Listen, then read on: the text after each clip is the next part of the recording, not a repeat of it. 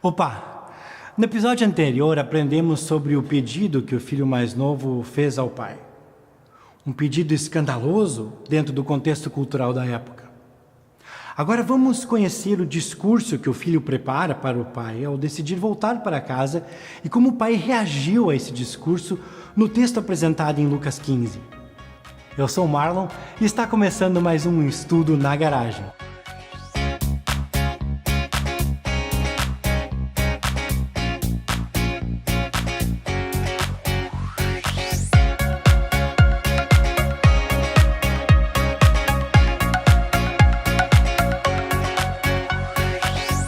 E o filho mais novo caiu em si. Ele lembrou de quantos empregados o seu pai tinham comida. E ele ali, morrendo de fome. E aí veio a pergunta, o que fez esse moço cair em si? Bom, em parte foi a sua necessidade, certo? Mas, em termos gerais, foi algo mais profundo. O que fez esse rapaz cair em si foi a lembrança do pai. Ele lembrou da bondade dele, de quão generoso ele era com os empregados e com os servos. Então ele começou a pensar, o que estou fazendo aqui? Vou voltar para casa, pedir ao meu pai que me contrate como um dos seus empregados? Que tem comida suficiente? Vou encarar o desprezo e a raiva do meu irmão, mas pelo menos não vou mais estar faminto. Então lá foi ele, cansado, sujo e com toda a sua herança desperdiçada.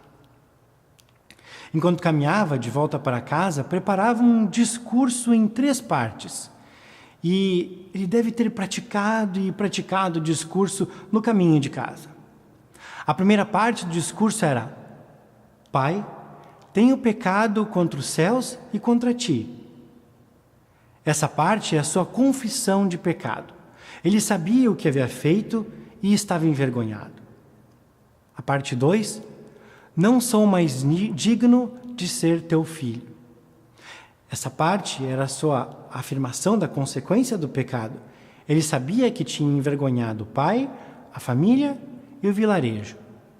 Ele sabia que tinha quebrado o relacionamento, que não tinha mais direito à filiação. E parte 3, me faça como um dos teus empregados.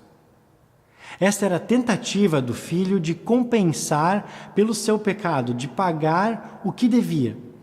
Ele sabia que, segundo a tradição da época, não bastava um pedido de desculpas. Tinha que haver a restituição do dano. Um discurso, 3 partes. Pai, tenho pecado contra os céus e contra ti. Não sou mais digno de ser teu filho, me faça como um dos teus empregados. Ele praticava e novamente praticava enquanto caminhava para casa. Chegamos ao coração da história. Lembra do porquê Jesus estava contando essa história? Ele estava interpretando e justificando ações que os escribas e fariseus consideravam escandalosas. E neste ponto é possível imaginar os escribas e fariseus ouvindo com muita atenção. Jesus disse no verso 20, estando ainda longe, seu pai o viu. Surpresa! Todos naquele dia esperavam que o pai tivesse esquecido o filho e simplesmente se distraído com as ocupações. Mas não este pai. Este pai estava esperando pelo filho. Por isso que alguns estudiosos intitulam essa parábola de o pai que espera.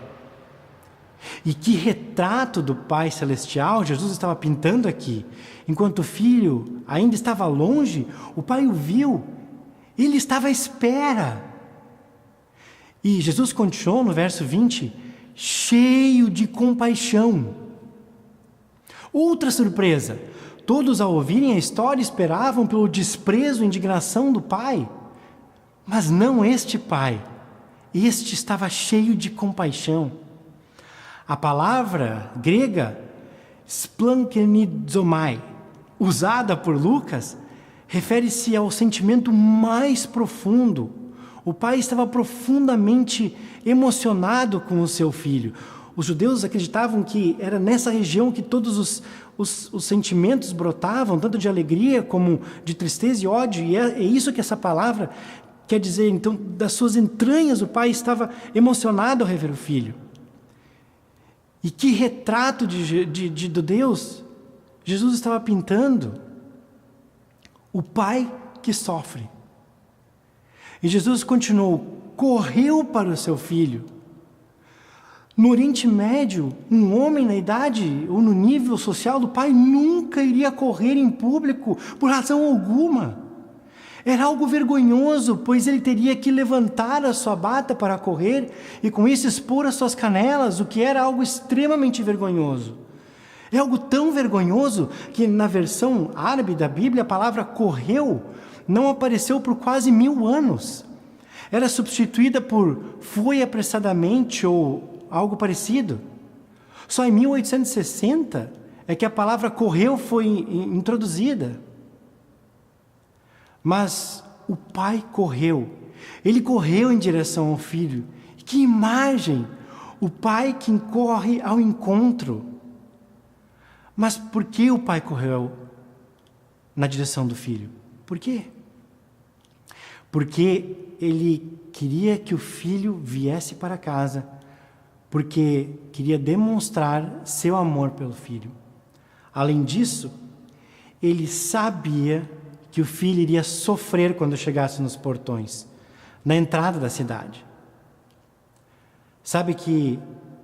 Ele sabia que ele seria humilhado pelos moradores da vila e que os mais velhos ou ainda o seu irmão iriam querer bater nele.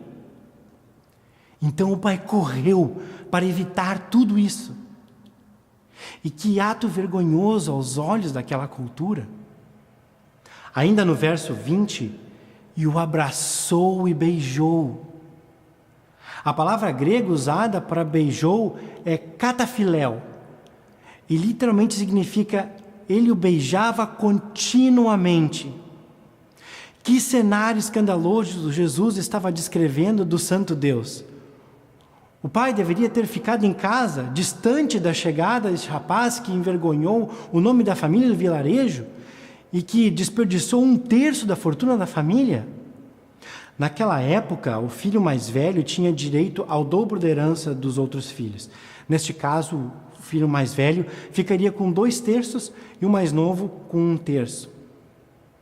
Mas Jesus mostrou um pai muito diferente, que estava à espera e sofrendo. E quando viu o filho à distância, correu em sua direção e o envolveu em seus braços e o beijou. Ao fazer isso, ele tomou para si toda a vergonha do filho. E seja lá o que o vilarejo, os anciãos ou o irmão mais velho quisessem fazer com o rapaz, teriam agora que fazer com o pai. Que surpresa, que escândalo! E Jesus continuou a história no verso 21, quando então o filho falou o seu discurso de 3 partes. Pai, tenho pecado contra os céus e contra ti. Faz sentido que ele tenha dito isso, pois temos que confessar o nosso pecado. E a segunda parte, não sou mais digno de ser teu filho. E o pai o deixou falar isso também, pois ele precisava proclamar a realidade e dizer que entendia que havia quebrado o relacionamento com o pai. E aí vinha a parte, me faça um dos teus empregados. Então o filho respirou fundo, se preparou para dizer as palavras, mas antes que ele conseguisse dizer a terceira parte, o pai interrompeu o discurso dele. E este interromper é o Evangelho. O pai simplesmente cortou a última parte, não deixou o filho falar. Ele era totalmente irrelevante, pois Deus não vai nos deixar compensar pelo que temos feito, não vai nos deixar tentar pagar a dívida. Além disso, como que nós pagaríamos? Deus vai nos deixar pagar a nossa entrada na sua família? Apesar de tentarmos fazer isso o tempo todo, tentando fazer o bem, rituais religiosos e coisas assim, achando que o Pai terá prazer em nós com isso, Deus não vai nos deixar pagar a entrada na sua família. O pai interrompeu o filho antes que o filho pudesse falar a parte 3, porque não havia nada que o filho pudesse fazer, a não ser vir para casa. É isso apenas que o filho precisa fazer: dar meia volta e vir para casa. E agora vem o discurso do pai, cheio de mais surpresas. Era esperado que o pai dissesse algo do tipo: vai tomar um banho e colocar umas roupas limpas e decentes? Mas não este pai. No verso 22 diz: depressa, tragam a melhor roupa e vistam nele. A melhor roupa! Sabe qual é a melhor roupa? É a roupa do próprio pai. O filho esbanjador iria entrar no vilarejo usando as roupas do pai. Que escândalo! Jesus estava retratando do santo Deus, um Deus que veste pecadores com a sua santidade. Ele coloca a sua santidade sobre as nossas impurezas. E mais uma surpresa: coloquem um anel em seu dedo. Um anel no dedo era conhecido como o anel da assinatura. Era o anel que o pai usava para assinar seus documentos oficiais. O filho esbanjou 1/3 da fortuna da família e agora o pai estava dando autoridade para o filho gerenciar o que havia restado. O que é isso? Pecadores vão gerenciar no reino de Deus? Coletores de impostos vão gerenciar os tesouros de Deus? E ainda mais surpresa: coloque calçados em seus pés. Escravos andavam descalços, filhos andavam calçados. E outra: tragam um novilho gordo e matem-no. Naquele tempo, uma refeição de rotina não era acompanhada por carne. O novilho gordo era a carne mais nobre que se podia oferecer. Era separada para os convidados especiais de maior honra. E mais: vamos fazer uma festa e comemorar, pois este meu filho estava morto e voltou à vida. A coisa era tão séria que o pastor John MacArthur sugere que, dentro do contexto cultural, era provável que o pai tinha feito um velório para o filho quando ele saiu de casa. Por isso ele diz que este meu filho estava morto. Mas aqui Jesus revelou um pai que celebra, que se alegra, um pai que gosta de festejar quando um filho volta para casa. A festa não era tanto para o filho que voltou, mas era uma festa da família, uma festa para celebrar a alegria do pai.